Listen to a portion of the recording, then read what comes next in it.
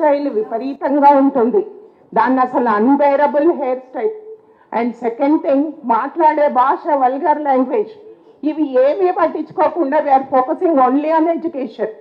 Education ఇస్తాం sir, వాడు ఎట్లా అంటాడు ఉన్నా యాజ్ అ టీచర్గా, యాజ్ అ హెడ్ మాస్టర్గా మేము అన్ని ప్రయత్నాలు చేస్తాం వానికి చదవడం రాయడం నేర్పించడానికి, వాని పైకి తీసుకురావడానికి. కానీ హెయిర్ స్టైల్ తల్లిదండ్రులను పిలిపించి చెప్పినా మార్పు రాదు. తల్లిదండ్రులు కూడా మా మాట వినట్లేదమ్మా, మరి ఏం చేయాలి మేము? ఆ హెయిర్ స్టైల్ చూస్తూ ఓర్చుకోలేము. ఏమరా నీ హెయిర్ స్టైల్ చూస్తే అందులో పక్షులు గుడ్లు పెట్టేటట్టుగా ఉన్నాయి.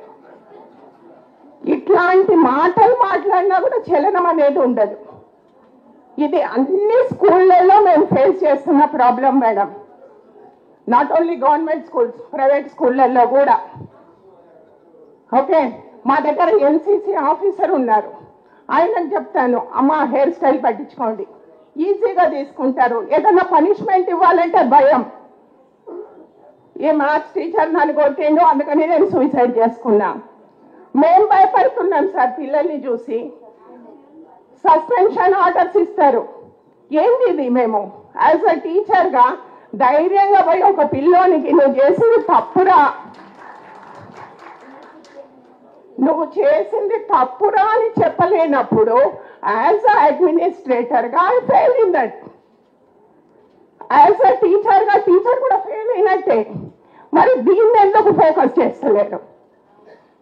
వాడు మాట్లాడే ప్రతి భాష సరే, వాడి ఏరియాలో మాట్లాడే మాటను మాట్లాడతాడు. నాన్న ఇది కాదురా, ఇట్లా మాట్లాడరా అని ఏ తెలుగు టీచరో చెప్తే ఈజీ. ఆ టీచర్ పోగానే ఈజీ, టేక్ ఇట్ ఈజీ.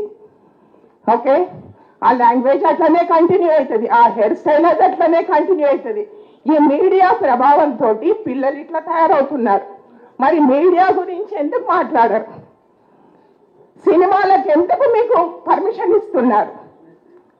ఆ పుష్ప సినిమా చూసి నా స్కూల్లో సగం మంది పిల్లలు చెడిపోయినారు. ఇప్పుడు ఇంగ్లీష్లో మాట్లాడింది చూడండి, మా అమ్మాయి యూసుఫ్ కూడా. అంత నాలెడ్జ్ఫుల్ పిల్లలు నా దగ్గర ఉన్నారు. యూసుఫ్ కూడా హై స్కూల్ హెచ్ఎం అండి నేను. ఓకే, అంత మంచి పిల్లలని జెమ్స్ లాగా తయారు చేయాలని నాకు ఉంది. కానీ ఈ మీడియా జడగొడుతుందే, మరి దానికి సర్టిఫికేట్ ఎట్లా ఇస్తున్నారు? దాన్ని ఎందుకు ఆలోచించరు? ఓకే, ఇదొకటి సార్. రెండో విషయం నేను చెప్పదలుచుకున్నానంటే, ఇంతకుముందు ఒక అబ్బాయి అమీర్పేట్ నెంబర్ 1, ఈ యూసుఫ్ గూడకి రాకముందు నేను అమీర్పేట్ నెంబర్ 1 స్కూల్లో పనిచేస్తున్నాను. అక్కడ గవర్నమెంట్ స్కూల్కి హాస్టల్కి, అది ఎస్సీ హాస్టల్. ఎందుకు ఎస్సీ హాస్టల్ బీసీ హాస్టల్ అని ఎందుకు చెప్పాలా? అవసరమా? ఎవరైనా కొట్లాడితే ఫలానా ఎస్సీ హాస్టల్ పిల్లోడు, ఫలానా బీసీ హాస్టల్ పిల్లోడు. ఇవి నాకు రెగ్యులర్గా వచ్చే కంప్లైంట్స్ అక్కడ ఉన్నప్పుడు.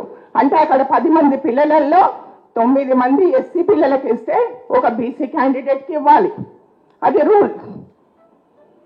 ఇస్తే ఓకే, కానీ కొట్లాడిందేవాడు ఎస్సీ పిల్లోడు. అక్కడ ఎస్సీ పిల్లోడు అని చెప్పాల్సిన అవసరం ఉందా? అంటే మనమే ప్రమోట్ చేస్తున్నాము క్యాస్టిజంని. ఇవన్నీ అవసరమా? ఆలోచించి ఎస్సీ బీసీ క్యాస్ట్లతోటి హాస్టళ్ళు పెట్టద్దండి దయచేసి. ఐఎమ్ రిక్వెస్టింగ్, అందరు పిల్లలకు ఎడ్యుకేషన్ ఇవ్వండి. పిల్లలందరి ఐక్యూ లెవెల్స్ వేరువేరుగా ఉంటాయి. అందరూ మింగిల్ అయితే కనుక వాళ్ళ ఐక్యూ లెవెల్స్ ఇంకా బాగా డెవలప్ అవుతాయని నా ఆలోచన. పేరెంట్స్ సపోర్ట్ చెయ్యరు.